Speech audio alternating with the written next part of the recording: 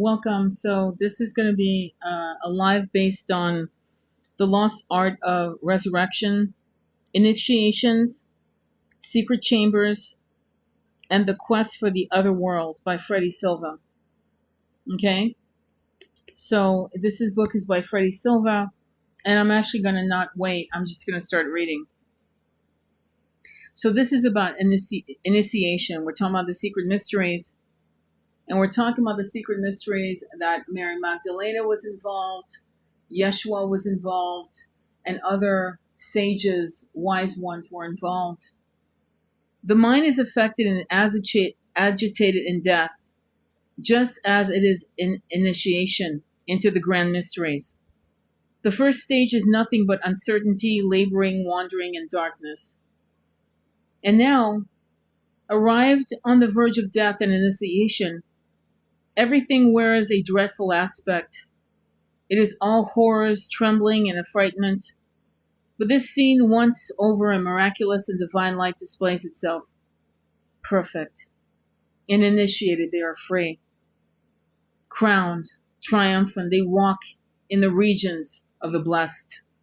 The 4th century Greek philosopher Timotheus depicts the candidate encountering trepidation and uncertainty at first, but upon being conducted by a priest proceeding in tranquility. Entering now into the mystic dome, he is filled with horror and amazement. He is seized with solitude and total perplexity. He is unable to move a step forward, and he is at loss to find the entrance to that void, which is to lead him to the place he expires so. But now in the midst of his perplexity, the prophet, or conducting Hierophant, suddenly lays open to him the space before the portals of the temple. It is important to clarify that these apparitions were not evil, merely unfamiliar, and the unfamiliar elicits a natural reaction in the human mind. The Neoplatonist philosopher Proclus Lycius himself, an initiate, explains, in all initiations and mysteries, the gods exhibit many forms of themselves, and sometimes indeed our unfigured light of themselves is held forth to the view. Sometimes this light is figured accordingly to human form, and sometimes it proceeds into a different shape. Some of the figures are not gods and excite alarm. No wonder. The mystery secrets were known only to a handful of custodians. Few have the nerves to undergo such an ordeal, and given their responsibilities in a situation that could go disastrously wrong, with the potential for madness and even the possibility of death. It's not surprising the techniques were zealously protected from the ignorant. I'm going to stop for a minute. And this was why shamans, proclaiming themselves as shamans, are charlatans. Because these initiations, the process of going not just through the actual physical initiation, spiritual initiation, but also the mental initiation, meaning the monkey mind has to feel safe, has to be beautifully guided, whether it's taking sacred plant medicine or going through these rituals. And unfortunately, we have way too many people playing like they're shamans, getting certificates of completion, shit like that. Some people are born shamans because they were shamans in so many incarnations. They just remember. You can't teach everyone how to be a shaman. You either are or you're not. What people can do is teach you, trigger you how to remember. Having thoroughly purified him, the Hierophant now discloses to the initiated a region all over illuminated and shining with a divine splendor.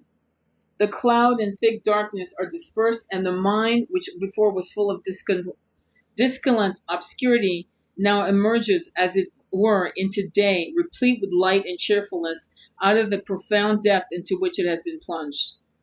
The point in the initiation was called autopsia, seeing things with one's own eyes.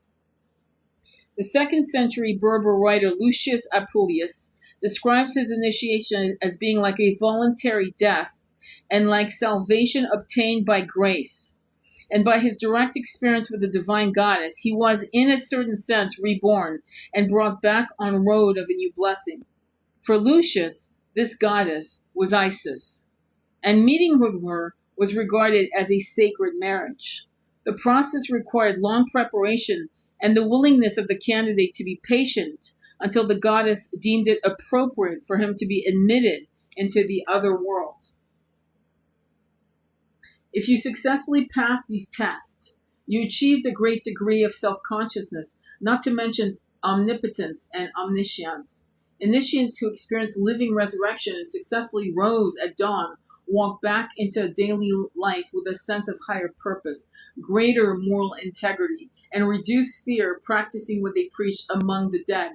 As the Greek historian Diodorus of Sicily observed, those who participated in the mysteries became more spiritual, more just, and better in every way. To which Socrates added, those who are acquainted with the mysteries ensure to themselves very pleasing hopes against the hour of death. Evidence that early Christians and related sects of the periods were following a Gnostic doctrine of initiation into the mystery of living resurrection surfaced in 1958 in the library of the Mar Saba, a Greek Orthodox monastery in Palestine. It is a letter written by Clement of Alexandria, perhaps the most erudite Gnostic bishop in the 2nd century, to his friend Theodore, in which he indicates that a hitherto unknown gospel was written by Mark the Apostle in Alexandria around AD 90, that differed in content from his earlier work written in Rome. It was a secret gospel concerning Christ's inner teaching that makes for progress toward Gnostic knowledge. Clement continues, thus, Mark composed a more spiritual gospel for the use of those who were being initiated when he died. He left his composition to the Church of Alexandria, where it is even yet more carefully guarded, being read only to those who are being initiated into the great mysteries, which Mother Mary and Mary of Magdalena and Yeshua had been initiated into the great mysteries. They were Semitic, but they did not follow the religion that you've been taught. At its height, Alexandria boasted some 2,400 temples, but the apex of learning was its laudable library. It comprised 2 sections, the larger built of white marble and connected to a sacred site called the Museion, the shrine to the Muses, and the smaller, a temple dedicated to Serapis, a distillation of the cult of Osiris. Together they formed a titanic collection of over 540,000 books and scrolls. One of the great wonders of the intellectual world were, according to the Roman historian Marcellinus. They still carefully preserve the elements of sacred rites as handed down in the sacred volume. Listen to this. Lean in. That all changed in AD 390 when fanatical mob of Christian fundamentalists burned it down along with the people taking refuge inside. How Christian of them. Coincidentally, it was during this period that the church conducted its coup and manufactured the outstanding proposition that ignorance is of no consequence in religious matters, nor does it pose a barrier to holiness. In fact, it is a conducive to achieving holiness. Meanwhile, Gnostics and other initiatory sects were branded as heretics and outlawed. Connected to the Cathars about 900 years later, the Cathars would push back and also be slaughtered. What a fun religion. Let's continue. And yet the truth was quite the opposite. Virtually all religious systems up to this point had emerged from individuals who'd been initiated into the mysteries and were thus equipped with advanced spiritual understanding. Zoroaster, Buddha, Mani, the Vedic sages, the Egyptian and Greek philosophers and so on, given the circumstances, the unofficial slogan, ignorance is bliss, served the church well. For as Catholicism struggled for dominance in Alexandria and around the Mediterranean, it is clear from writings of the period that the other belief systems were light years ahead, and these new instant Christians were competing with better educated peers. If Christianity is to be the more than a religion for the uneducated, it must come to terms with Greek philosophy and Greek science, wrote Clement.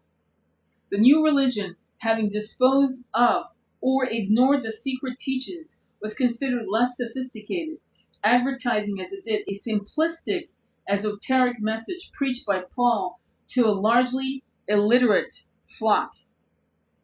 The Greek historian Plutarch, by contrast, in his treatise, the Isidi et Isaridi, reveals the benefit of the esoteric experience of initiation into the mysteries. And this is what he wrote. While we are here below, encumbered by bodily affections, we can have no intercourse with God save as in philosophical thought. We may faintly touch him as in a dream. But when our souls are released by the mysteries and have passed into the region of the pure, invisible, and changeless, this God will be their guide and king who depends on him and gaze with insatiable longing on the beauty which may not be spoken of by the lips of man. By these means, there may be a better preparedness for the attainment of the knowledge of the first and supreme mind, whom the goddess extorts them in search of after. For this reason is her temple called Ision, alluding to that knowledge of the eternal and self-existent, being which may thus be obtained if it is properly approached. In the surviving accounts of people undergoing initiation, there is a reoccurring impression that the onset of the near-death simultation was a harrowing experience despite months of physical and psychological preparedness. Like anyone who's undergone the trial of the blind date knows, the short remedy in such a situation is to numb the senses to trepidation by consuming alcohol. During initiation, the inclination was to pretty much do the same. The candidate was offered a mild narcotic to assist the out-of-body journey through the course of the night. Early evidence comes from one of the most studied temples in connection with initiation and the secrets of the other world, the pyramid of Unas at Saqqara, where exits an unusual inscription of the pharaoh ingesting certain substances to extend his awareness. Unas eats their magic and ingests their spirit. Then their big ones are for this morning meal, and their mid-sized ones are for this evening meal. Their little ones are for his nightly meal. The description of the pharaoh's eating habits would hardly be of consequence, least of all because of a dead pharaoh has no appetite. But the fact that Unas' body was not found inside the building suggests the text is conveying an important part of a ritual. We shall return to Unas and his ritual chamber later. In ancient China, it was normal practice for holy people to take flight from the body, fueled by alchemical narc, to wander through celestial fields and sacred mountains. They even have an epithet describing sages who'd mastered living resurrection, ascended to heaven at the height of the day. The founder of Taoism, Lao Tzu, himself regularly left his body to go for a stroll at the origin of things. Again, this is from the book by Freddy Silva called The Lost Art of Resurrection by Freddy Silva.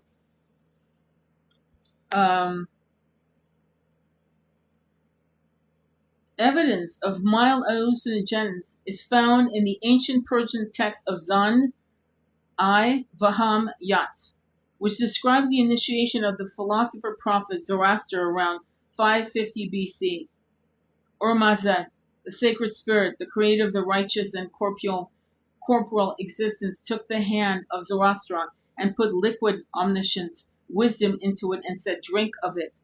And Zoroaster drank it, and omniscient wisdom was mixed into Zoroaster. This libation may very well have been the herb Peganin harmala, or Syrian rue, whose seeds and root contain the unusual psychoactive alkaloid armine, hylarmine, and I'm not going to say the rest because honestly, you should buy the book. Not to mention, I don't want this to be pulled down. But you kind of know where I'm going here. And again, I will preface, initiation means there is a hierophant. A hierophant is a wise woman or man. Frankly, I would go with a woman. And I'm just going to say it, a high priest.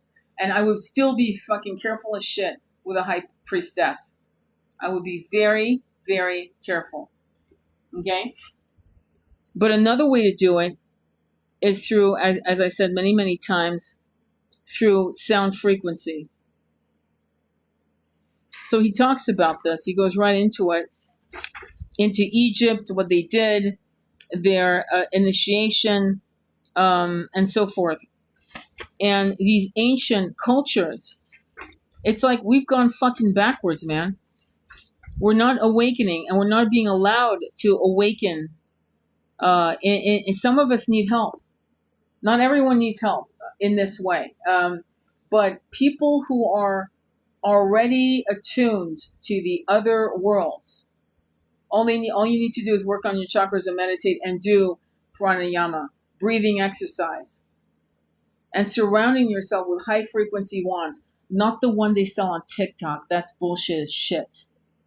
The one where one wand costs you $100, where you know it's being tuned to 118 or 528 hertz for DNA repair, or you get my, okay? You don't buy the TikTok for $49.99. That's a joke. But when you actually create a place in your bedroom, if you don't have enough room for yourself, a corner of the bedroom that becomes that little corner where you have your sounds, your precious crystals, where you can repose. God, I hope you can build that for yourself, because you really, all of us need that certain magical room that is just pure magic, the solace. And if all you have is a bedroom, then try to create a corner in that to create a shift, you know, with, say, curtains that literally separate you from your bed and things of that nature. Persia and the cult of Mithra. Long before a group of mystics called Parsis fled persecution and settled in Mumbai in the 10th century, their predecessors, Zoroastrians, preserved a marvelous religious heritage throughout Mesopotamia and later Persia. Their scriptures are replete with reference to sacred mountains where people disappeared for long periods of time to seek contact with other worlds. Do you understand what I'm reading to you is 5D? Did you get that? Are you getting that? I'm not reading this to you just to talk about the mysteries. Well, what I'm finding, and I hope you're finding it with me, that what we're reading is about 5D. That's a 5D culture. Realizing that they're in these incarnated bodies in the avatar, and they're going up in the mountains to find their pathway back spiritually. That they're in a culture that supports that seeking of self. And they're allowed to. In other words, there are no wars. No one's being harmed. No one's kneeling at the sword point to become any religion. That's 5D. This was 5D. The earliest accounts, let me go back. According to Avestan literature, this high peak marks the location where wisdom is received by a person in a receptive state of mind. Returning pilgrims were described as possessing Kvavena, divine glory. The earliest account of spiritually connected places in Persia, Sanskrit literature states that a golden tube protrudes from the summit of sacred mountains such as Mount Sokanta, extends deep into the earth and stretches out into space, not unlike the description given by Native American and Japanese. This energetic conduit is said to allow nature's forces to instill a state of superabundant consciousness to the recipient. Strangely enough, in one of these special moments where science accidentally validates legends. Magnetic tubes linked the Earth with the sun and opening like a portal throughout the day were proved to exist by NASA in 2008. One of the most ancient resurrection traditions in Mesopotamia was performed every year during the winter solstice festival of Akitu, when the god of fertility, Marduk, descended into the other world before rising triumphantly back into the material world 3 days later. 3 days later. The human reenactment of this regeneration was performed by the existing rulers, who was disrobed in public before being confined in the mountain, a man-made stepped pyramid called ziggurats. No wonder then that ziggurats were considered to be the meeting place between gods and men, the thresholds between tangible and unseen. These colossal mud brick structures have not fared well over time, their unstable conditions making it impossible to validate the existence of internal chambers that may have been used for the ritual of living resurrection. So when people say that he probably survived, there's definitely historical supporting evidence that Mary of Magdalene and Mother Mary had the knowledge of resurrection. Yeah. And that's big. And actually in 2,000 years, we've gotten dumber. We're actually dumber. We're like 3-year-olds who can't read our own name. I'm not putting us down. Really, it's not our fault. You can thank Abrahamic religions for that shit. Did you remember what I read? Ignorance is bliss. Remember that? Yeah. When I upload this, go back to that part, because that's huge. That the Catholic Church thought we were better ignorant than to be initiated into the mysteries of our own soul. The recognition of how we were made, why we were here, and where we were going. So we wouldn't be trapped in the turnstile of incarnations with dead end lives. A lot of our lives have been mundane, with no lessons learned. You could argue the point with me, but I'm not going to volleyball these ideas, because if you've ever worked with past life regressions, as I have, you'd realize for every magical life that was incredible, there were 5 fucking mundane lives that continued toxic patterns of figure 8, of nowhere. So let me continue, okay? Because to me, I'm reading this with you because I think it's fascinating. I hope you enjoy it. And if you could share the live, because we really need to get as many people awakened. I'm not going to be here long, but if you could. Okay, let me jump around. A central theme of Zoroastrianism is the ancient and highly influential Aryan cult of Mitra. The name is Avesta, means causing to bind. So to walk in the footsteps of the Mitraic mysteries is to seek unity with the source of all things, hence why this god is associated with divine wisdom.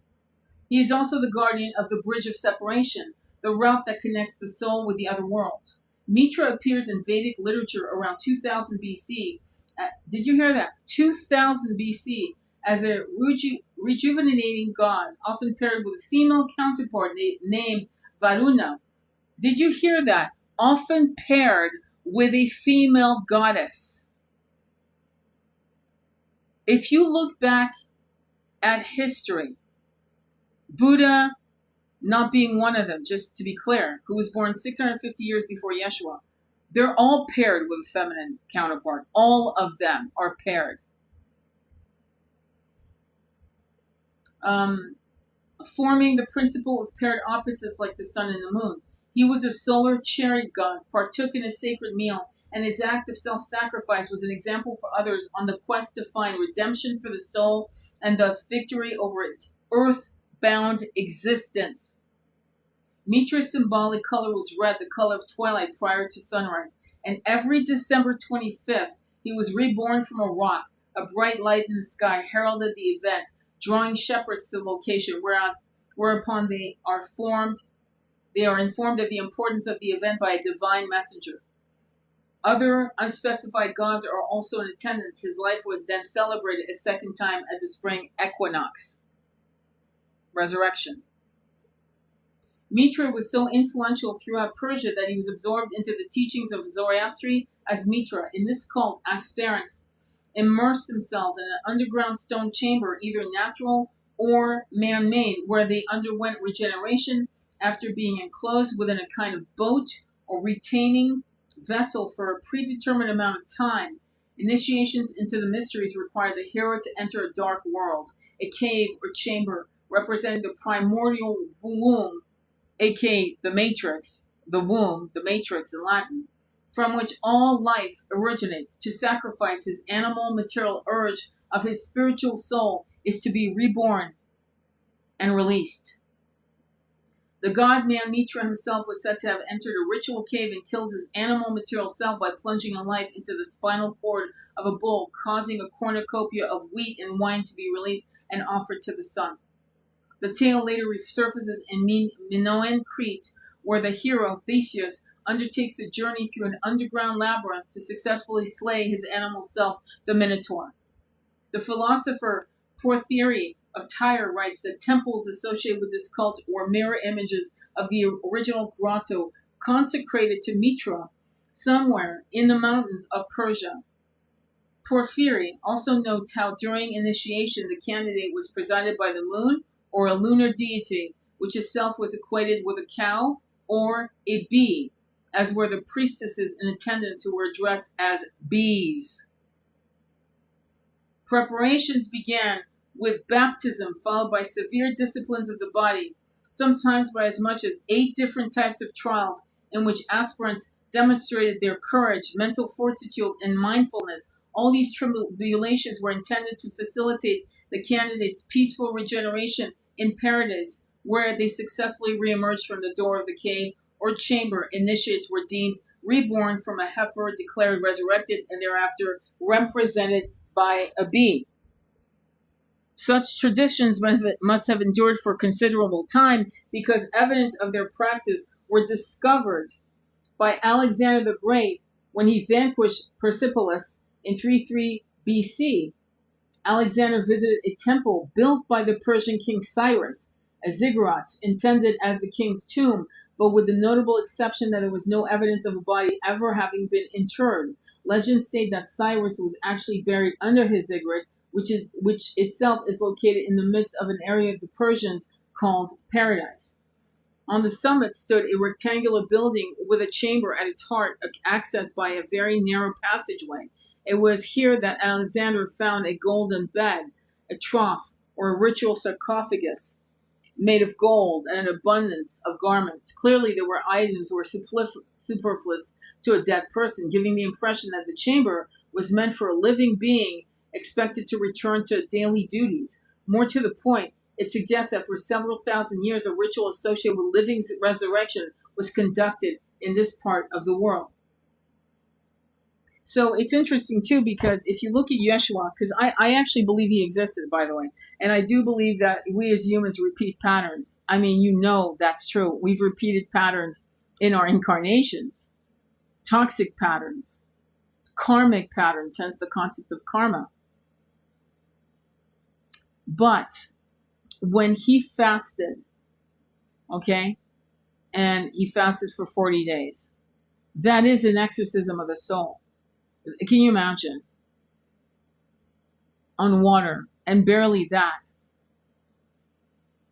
And being attacked by various types of spirits, trying to pull him away from the fast, trying to pull him away into the delights of women, trying to pull him away into the delights of greed and wealth and power.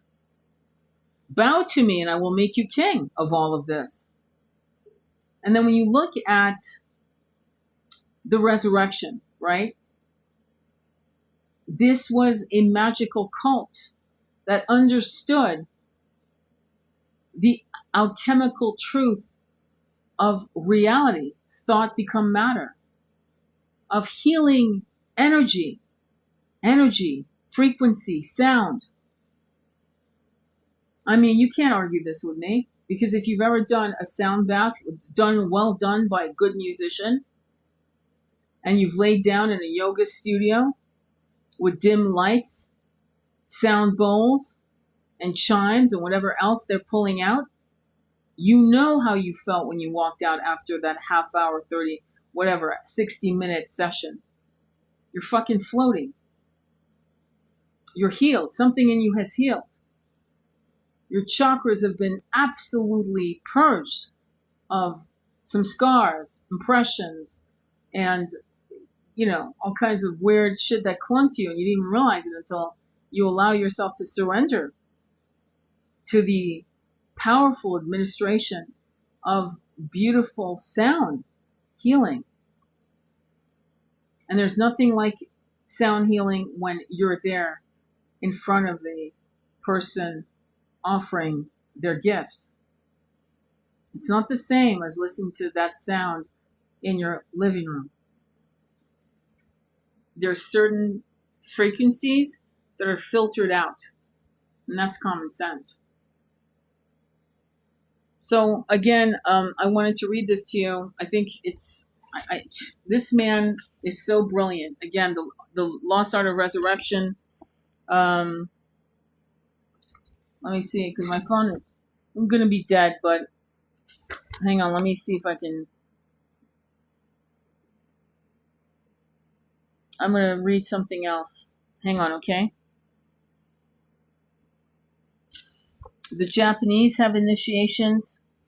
The Irish Sea and the Celtic Scotland, there exists ample traditions of sacred places and people crossing into the other world, a number of which are identified with Soka, pronounced Saka, an ancient word meaning paradise and illuminated beings. Once again, there is a hint of Egyptian influence for the syllable Ka is their word for risen, soul, or consciousness. At the core of Scottish otherworld tradition is a mountain marking the geodetic center of the country, Seed Shall Layan, meaning hill of the Sidi, or hill of the fairy realm, on the west shoulder of Shi La Xian, as it is known today, approximately two-thirds of the way, up to its pyramidical summit lies a cave the Celts peopled with fairies and goblins, its folklore committed to paper by a local 19th century parish priest.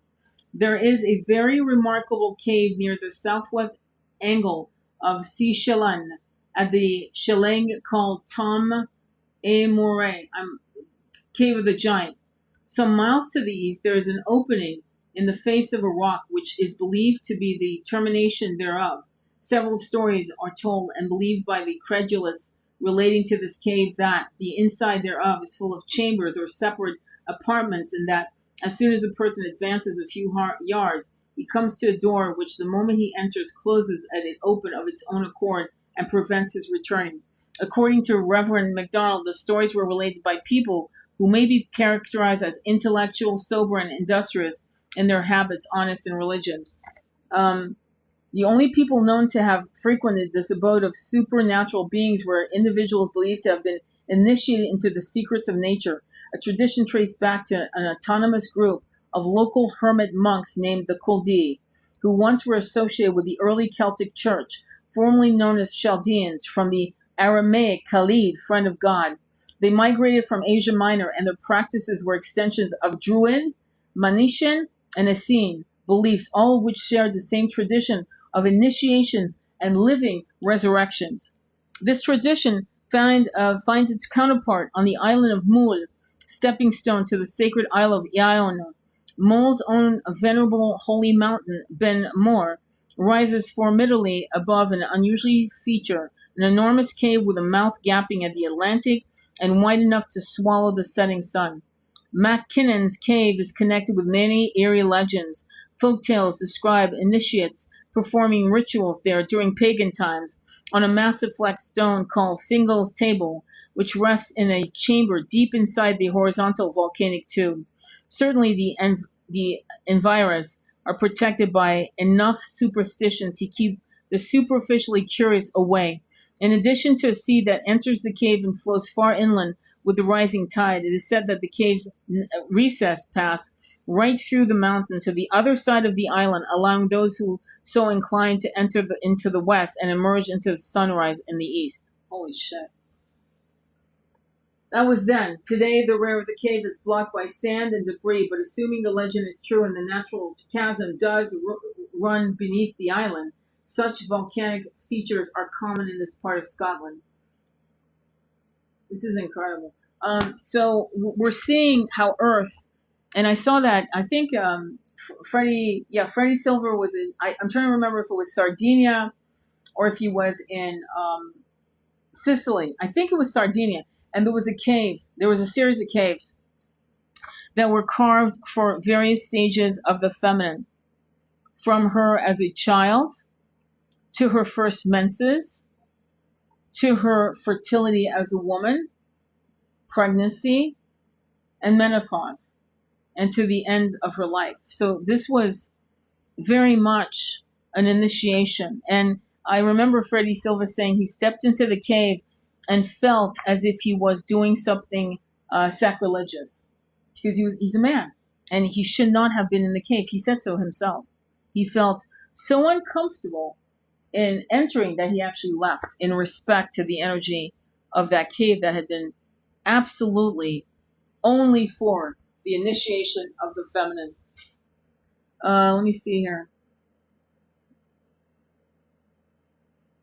I'm just going to read this and then I have to go because my phone's going to just go on anyway. This is called 50 Shades of Gnosticism. The term Gnosis means direct knowledge of sacred things. Unlike Orthodox religion, the Gnostics concern themselves with the practice of self-knowledge, aka self-realization, of insights gained from inner experience rather than by objective reasoning. This is why Mary Magdalene was his favorite, because remember the apostle said, why don't you teach us what you teach her? Well, because you guys are, I'm just going to paraphrase, because you guys are fools. What I teach her, you can never digest. You can't even understand half the shit I'm telling you. Why am I going to give you esoteric knowledge of the mysteries? She is my equal. You are not. I mean, he might have said that, come to think of it, and they decided to edit all that shit out. But anyway, theirs was a path of attaining divine wisdom through religio, literally reconnecting with the source. That's what religio means. I didn't know that. Connecting with the source. That religio should be the root of religion, the very mechanism that nowadays limits billions of people from doing so is beyond ironic. I love it.